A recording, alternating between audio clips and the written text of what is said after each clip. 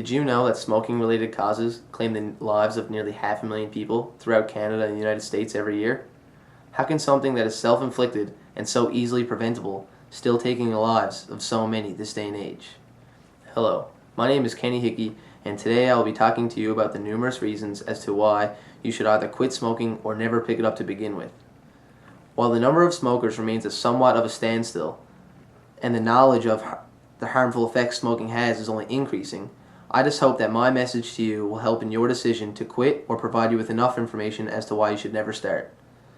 Smoking has the obvious negative effects, such as being a major health risk, but it is also a heavy burden financially, as well as it is portrayed negatively by the general public.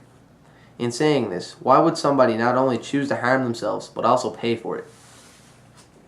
If knowing that smoking-related diseases takes the lives of approximately 500,000 people every year in both Canada and the United States isn't enough, then I can tell you another thing or two about the poison that should make you steer clear of it.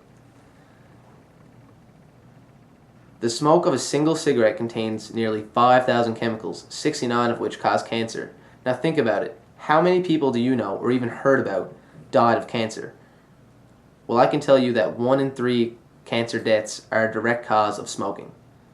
Smoking causes other diseases aside from cancer, such as respiratory diseases and cardiovascular diseases, just to name a few. However, did you know that cancer, as well as coronary heart disease, both of which can be caused by smoking, are the 2 top leading causes of deaths in Canada and the United States? If it is only now becoming evident to you that smoking decreases your quality of life, do not think that it only has long-term effects.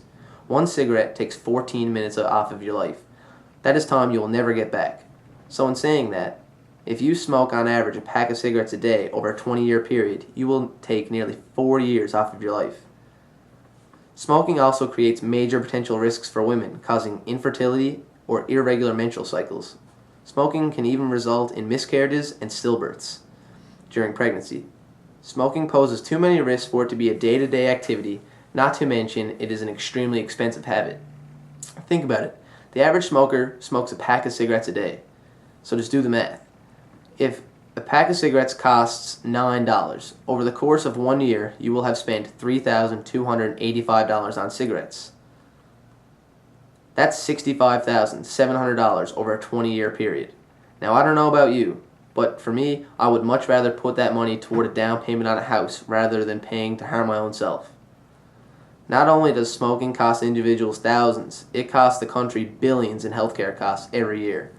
$4.4 billion is spent each year on healthcare costs for smoking-related diseases in Canada and $96 billion in the United States.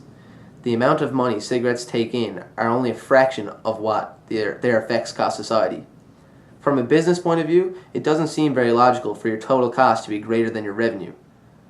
And this applies both to the Canadian government, who for the most part pay our healthcare costs, just as much as it applies to individuals who, like I said before, are paying to damage their own bodies. Nothing good comes out of smoking, so why should someone do it? Another reason as to why someone should never smoke is because the general public, most of which who are non-smokers, think it's disgusting. Secondhand smoke not only smells terrible for non-smokers, but also damages their health as well. Every year in Canada, nearly 4,000 people die as a direct result in inhaling secondhand smoke because of either heart disease or lung cancer.